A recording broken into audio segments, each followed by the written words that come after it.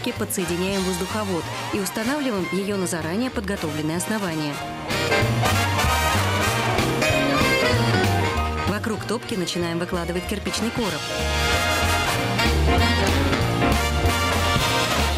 Внутрь помещаем вермикулитовые плиты. Они не горючие, огнеупорные и сделают камин более безопасным.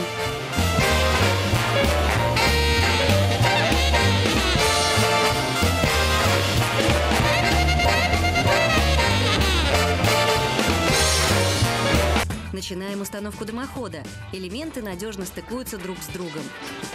Внутренние детали трубы соединяются герметиком, внешние – стальными хомутами с защелками.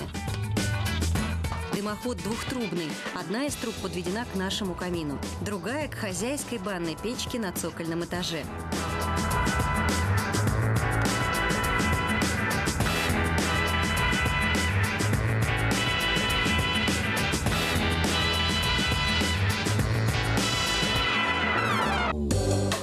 На данный момент мы решили две проблемы, о которых говорили наши герои. Недостаток света в помещении и неработающий камин. Раньше камин располагался в углу. Он был соединен общим дымоходом с печью, которая стоит на открытой веранде. Камин мы разобрали, но дымоход сохранили, поэтому у наших героев осталась возможность пользоваться печью на улице. Например, готовить барбекю. А у нового камина, который теперь стоит по центру комнаты, появился отдельный дымоход. Эта труба служит для подачи холодного воздуха в топку, а дым выходит в другой дымоход, который мы вывели на улицу. Он большего диаметра.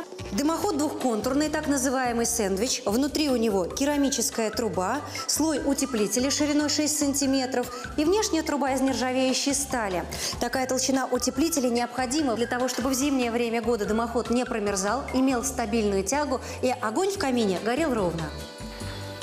На боковых стенках камина по два отверстия. Через нижнее поступает воздух комнатной температуры. Он проходит вокруг топки, нагревается, поднимается и выходит через верхнее отверстие, таким образом обогревая гостиную. Топку мы выбрали немецкую, она из жаропрочной стали. Камера сгорания у нее закрытого типа, то есть воздух, необходимый для процесса горения, поступает не из помещения, а, как я уже говорила, из этой трубы. Таким образом, камин не сжигает кислород в помещении, а значит, в комнате будет тепло и не душно. Дверца легко открывается и закрывается, а благодаря своей прозрачности и отсутствию каких-либо лишних деталей дает возможность любоваться огнем.